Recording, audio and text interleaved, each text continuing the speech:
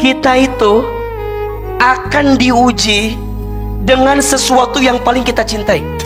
Kalau hati ini lebih condong kepada sesuatu selain Allah, maka siap-siap sesuatu itu yang akan menguji kita. Kalau Allah melihat seorang hamba itu terlalu mencintai sesuatu, melebihi cintanya kepada Allah, maka wajar Allah akan ambil cinta tersebut.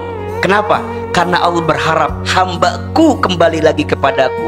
Allah tidak akan marah kepada seseorang karena perasaan sedih di hatinya, tapi Allah tuh marah sama seseorang ketika lisannya mengumpat ketentuan yang Allah berikan.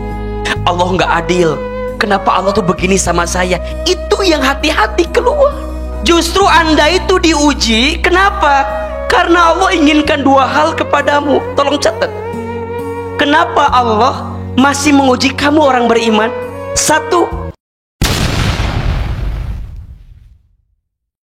hati itu adalah satu unsur yang terdapat dalam diri kita, yang akan mempengaruhi seperti apa keadaan kita.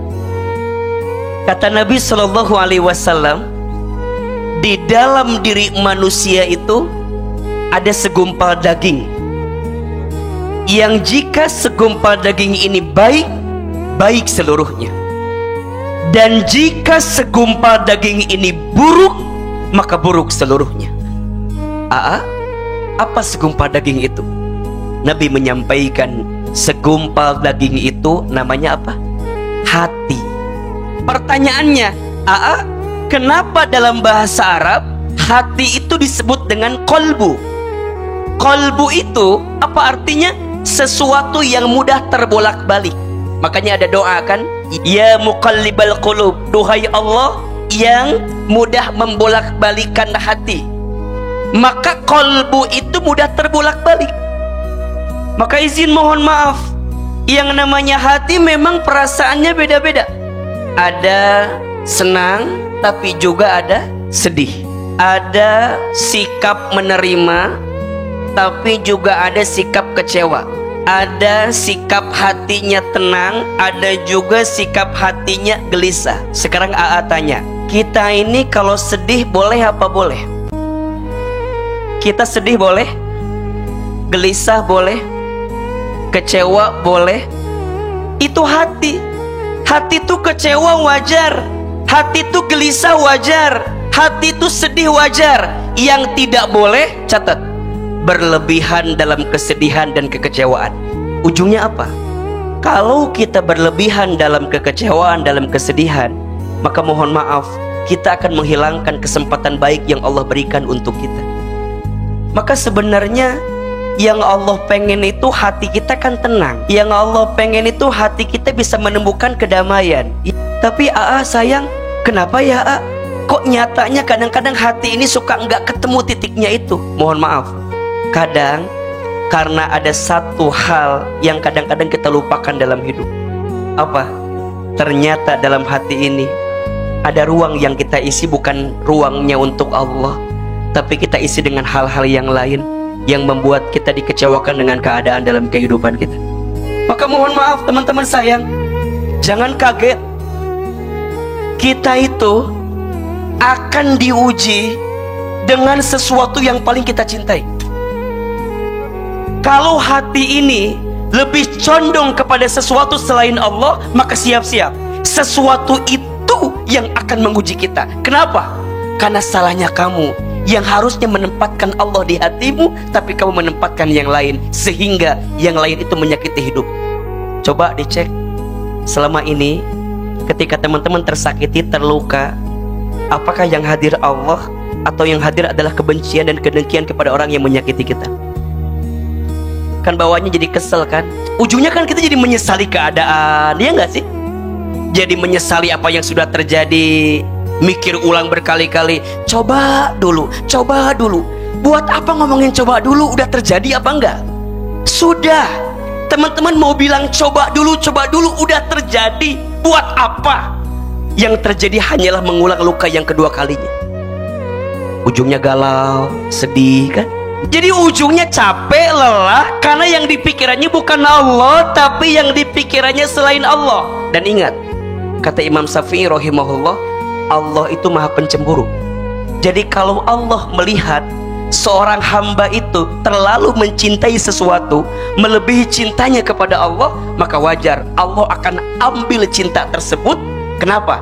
Karena Allah berharap hambaku kembali lagi kepadaku, sehingga fokusnya bukan lagi makhluk yang menyakitinya, tapi Allah subhanahu wa ta'ala. Teman-teman sayang, kalau kita sedih, nangis, keluar air mata, boleh atau tidak? Boleh. Jadi Allah itu tidak akan mengazab seseorang karena air matanya. Allah tidak akan marah kepada seseorang karena perasaan sedih di hatinya. Tapi Allah tuh marah sama seseorang ketika lisannya mengumpat ketentuan yang Allah berikan. Dan itu yang Allah larang. Kalimat-kalimat yang mohon maafan kadang suka keluar di kita kan. Allah nggak adil. Kenapa Allah tuh begini sama saya? Itu yang hati-hati keluar. Nggak boleh.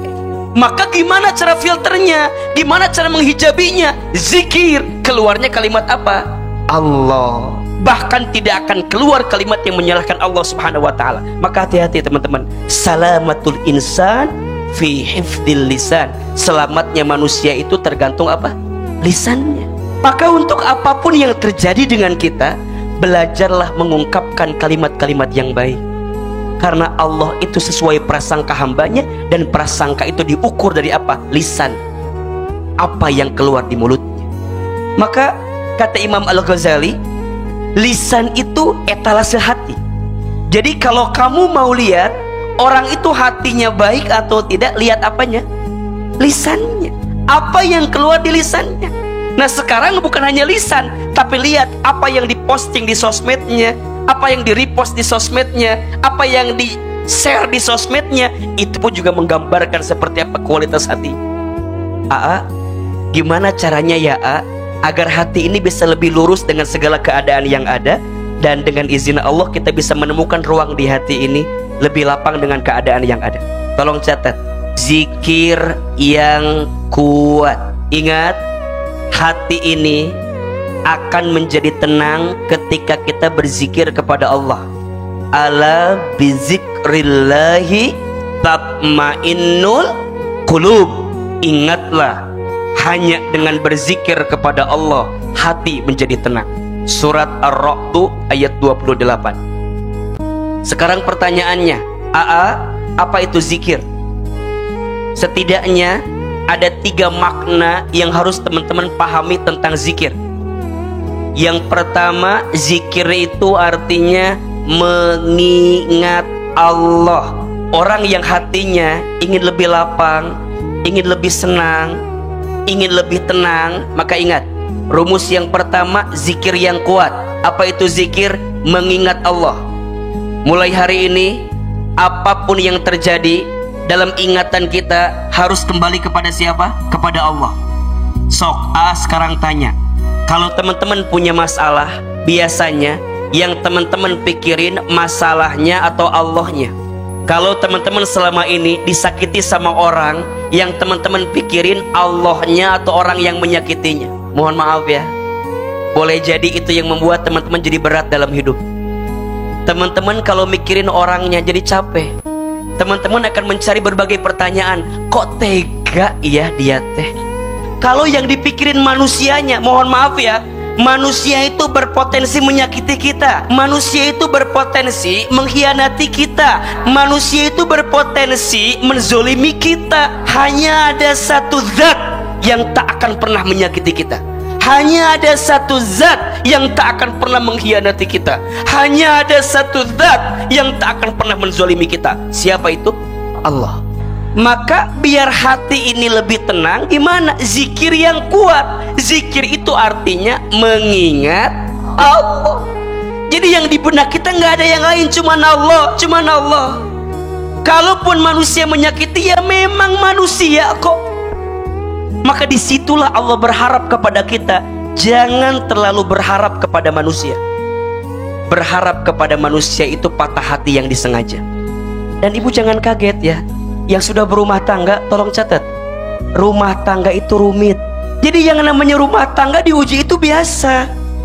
Rumah tangga sakinah bukan yang tidak ada masalah, tapi rumah tangga sakinah adalah rumah tangga yang bisa mengambil hikmah di balik masalah yang datang di rumah tangganya. Maka mohon maaf, Anda yang sudah menikah kemudian diuji, Anda wajar. Coba Nabi Muhammad SAW diuji atau tidak? Ada yang benci sama beliau, ada yang menghina beliau, ada yang mencaci maki beliau, ada. Terus Anda mau fine-fine semuanya, Anda siapa? Justru Anda itu diuji. Kenapa? Karena Allah inginkan dua hal kepadamu. Tolong catat. Kenapa Allah masih menguji kamu orang beriman? Satu, karena Allah ingin menghapuskan dosa-dosamu. Dan yang kedua, Allah ingin mengangkat derajat. Boleh jadi hatimu terluka selama ini, hatimu tersakiti. Iya ya Allah, gak apa-apa. Engkau silahkan ambil apapun yang kau mau, tapi jangan engkau ambil sayangmu kepadaku ya Allah. Kalau dengan sakit ini membuat engkau tambah sayang kepadaku, aku ridho ya Allah dengan apa yang kau datangkan kepadaku. Bab ingatnya itulah sama Allah nanti yang akan membuat hati kita lebih tenang.